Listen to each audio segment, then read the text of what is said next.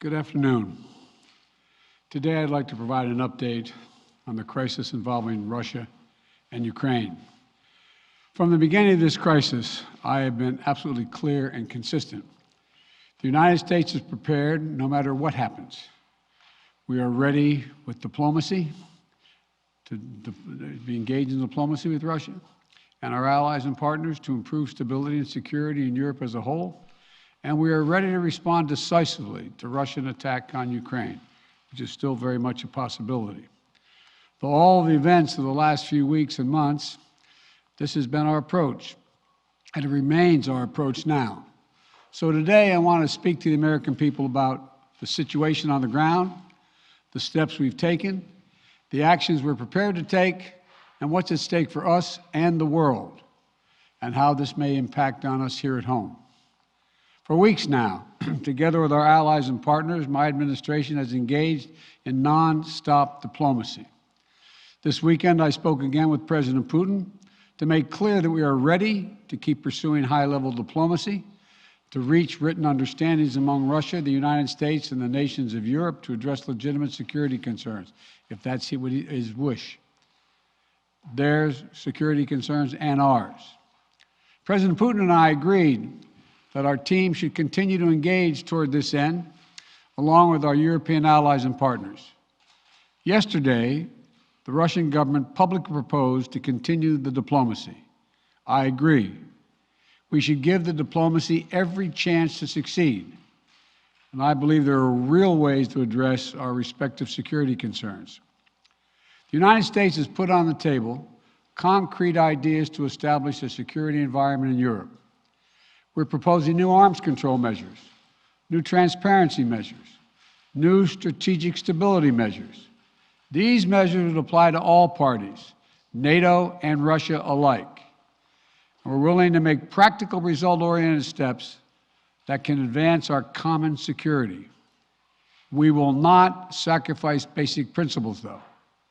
Nations have a right to sovereignty and territorial integrity. They have the freedom to set their own course and choose with whom they will associate. But that still leaves plenty of room for diplomacy and for de-escalation. That's the best way forward for all parties, in our view. We'll continue our diplomatic efforts in close consultation with our allies and our partners. As long as there is hope of diplomatic resolution that prevents the use of force and avoids incredible human suffering that would follow, we will pursue it. The Russian defense minister reported today that some military units are leaving their positions near Ukraine. That would be good, but we have not yet verified that. We have not yet verified the Russian military units are returning to their home bases. Indeed, our analysts indicate that they remain very much in a threatening position. And the fact remains, right now, Russia has more than 150,000 troops encircling Ukraine and Belarus and along Ukraine's border. An invasion remains distinctly possible.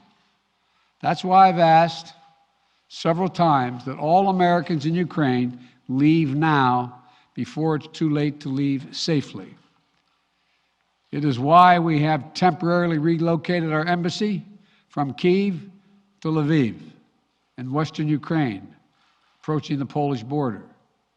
And we've been transparent with the American people and with the world about Russia's plans and the seriousness of the situation so that everyone can see for themselves what is happening.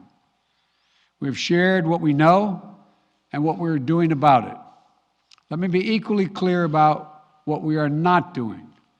The United States and NATO are not a threat to Russia. Ukraine is not threatening Russia.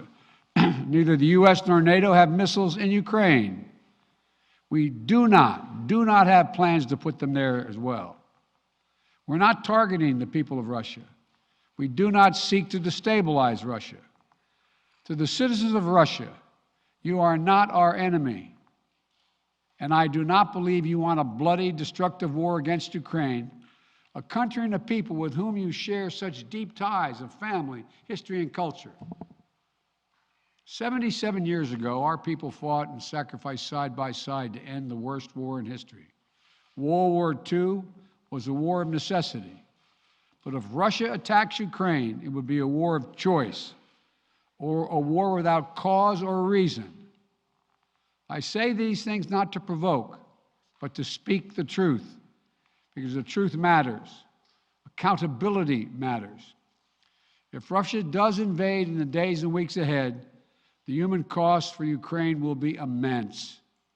And the strategic cost for Russia will also be immense. If Russia attacks Ukraine, it'll be met with overwhelming international condemnation. The world will not forget that Russia chose needless death and destruction. Invading Ukraine will prove to be a self-inflicted wound. The United States and our allies and partners will respond decisively. The West is united and galvanized. Today, our NATO allies and the alliance is as unified and determined as it has ever been. And the source of our unbreakable strength continues to be the power, resilience, and universal appeal of our shared democratic values. Because this is about more than just Russia and Ukraine. It's about standing for what we believe in, for the future we want for our world, for liberty, the right of countless countries to choose their own destiny, and the right of people to determine their own futures, for the principle that a country can't change its neighbors' borders by force. That's our vision. And toward that end, I'm confident that vision, that freedom will prevail. If Russia proceeds, we will rally the world to oppose its aggression.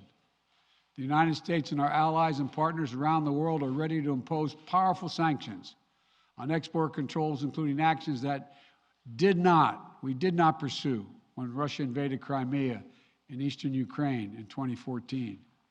We will put intense pressure on their largest and most significant financial institutions and key industries. These measures are ready to go as soon and if Russia moves. We'll impose long-term consequences that will undermine Russia's ability to compete economically and strategically. And when it comes to Nord Stream 2, the pipeline that would bring natural gas from Russia to Germany, if Russia further invades Ukraine, it will not happen. While I will not send American servicemen to fight in Ukraine, we have supplied the Ukrainian military with equipment to help them defend themselves. We provided training and advice and intelligence for the same purpose. And make no mistake, the United States will defend every inch of NATO territory with the full force of American power. An attack against one NATO country is an attack against all of us. And the United States' commitment to Article 5 is sacrosanct.